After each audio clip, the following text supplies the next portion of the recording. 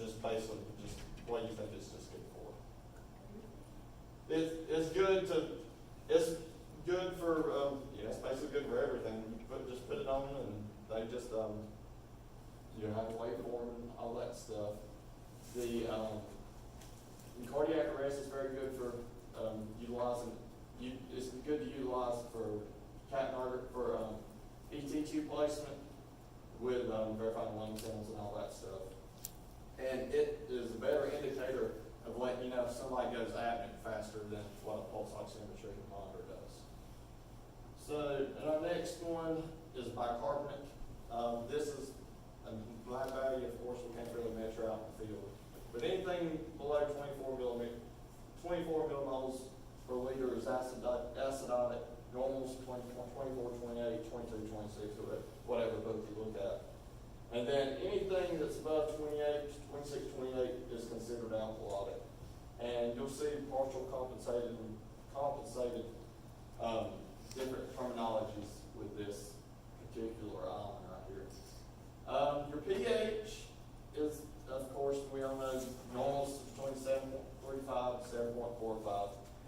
Anything below 7.35 is termed acidotic, and alkalosis is termed anything above 7.45.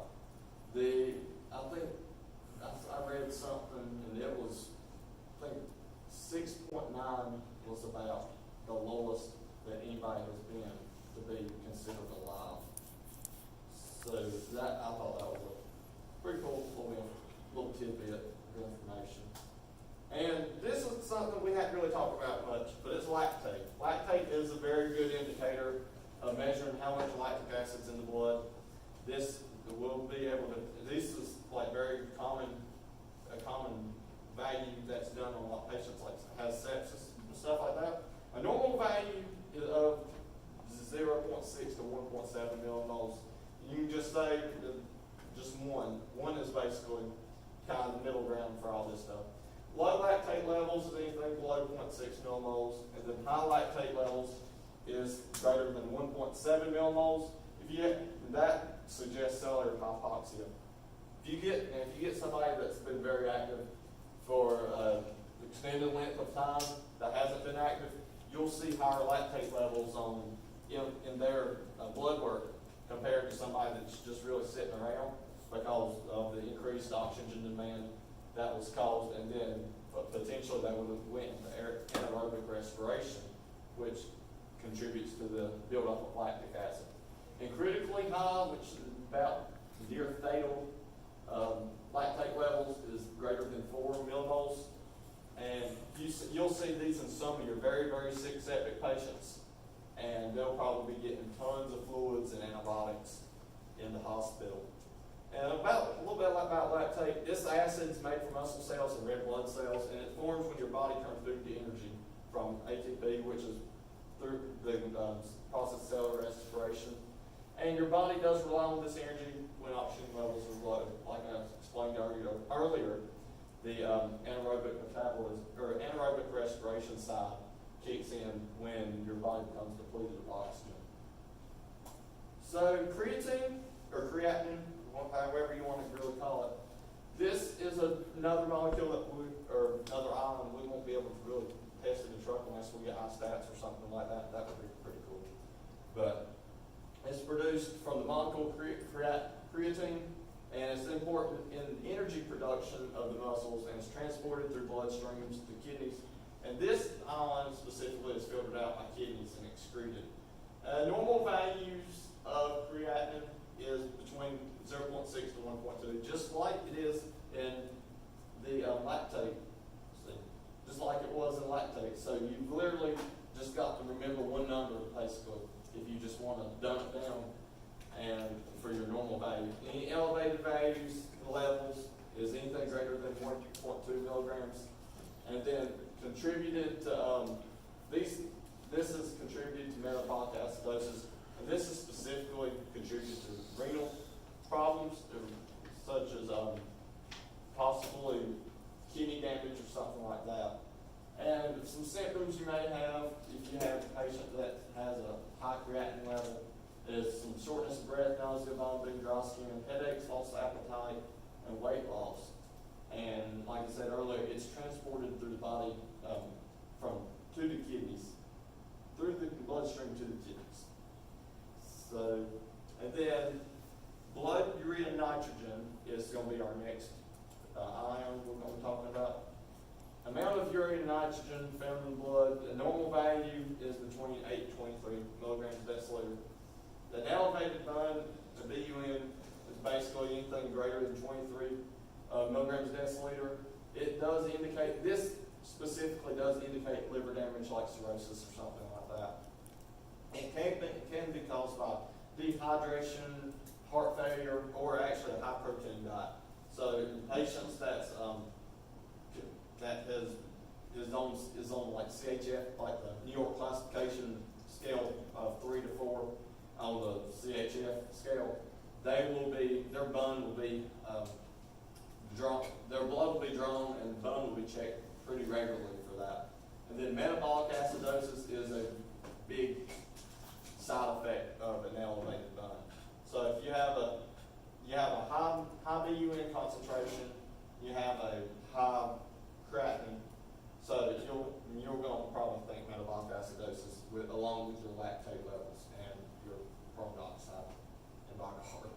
It just basically snowballs together. So of course we'll talk about a little bit about base excess too. This is the amount of acid required to restore a liter of blood to its normal pH, and right up here is our normal, is negative 2 millimoles a liter. That's our normal range. Anything outside of that is, any deviation is considered acidotic, or there's too much acid or there's too little acid in the body. So next we're going to be talking a little bit about high anion gap acidosis. This basically talks about this amyloids like we learned in class a little while ago, and this is basically your it's not really signs. It can be your signs or things that can contribute to an acidotic state in the body, such as alcohol, methanol, uremia. What do you think? What is uremia?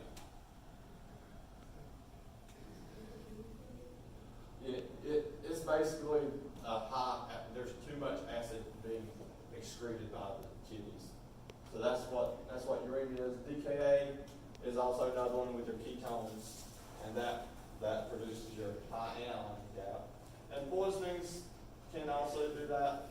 And you also look at your INH and iron. You also have lactic acidosis. Ethylene glycol, which we know is antifreeze, and salicylates. I guess that's really how you pronounce that. But that's aspirin, basically. So it's really, like I said, uremia. Going back to uremia, that was a pretty neat one. I found there's a raised level of blood in urea and other nitrogenous waste compounds that are normally eliminated by the kidneys for that.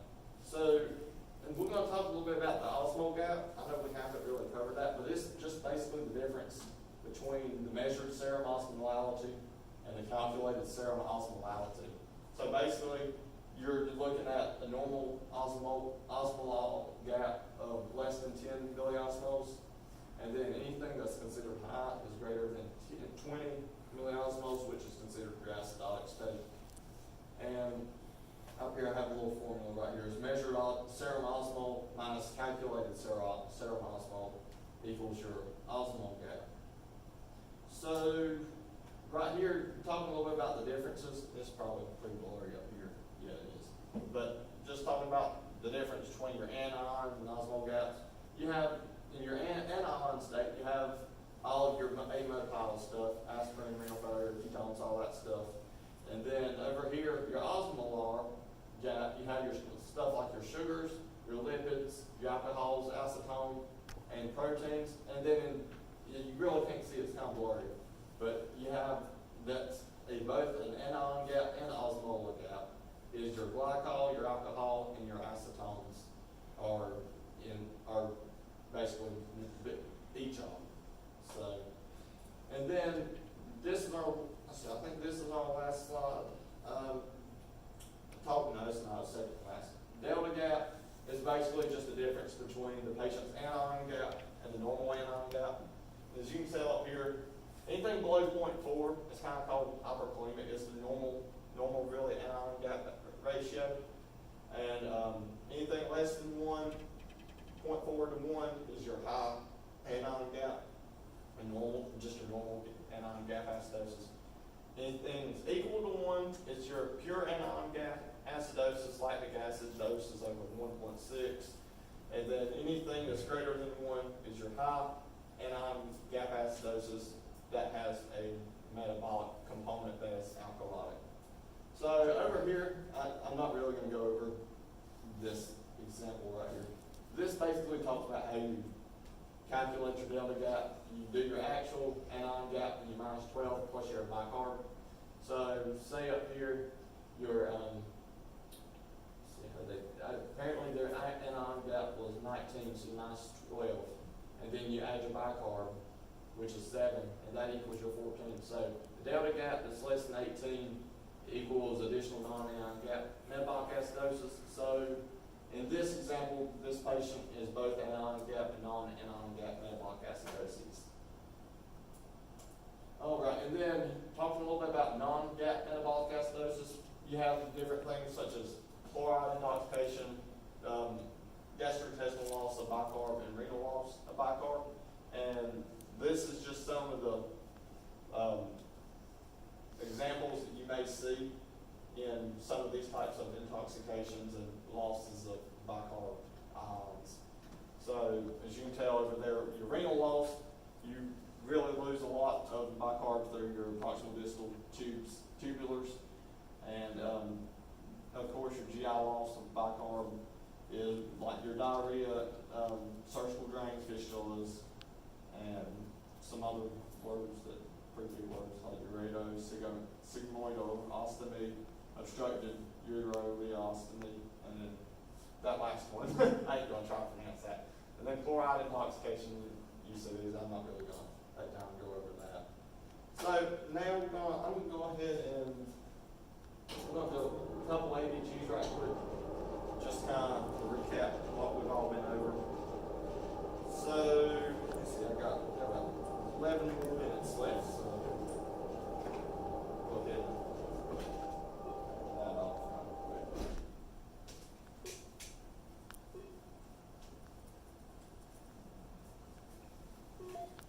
All right. Okay.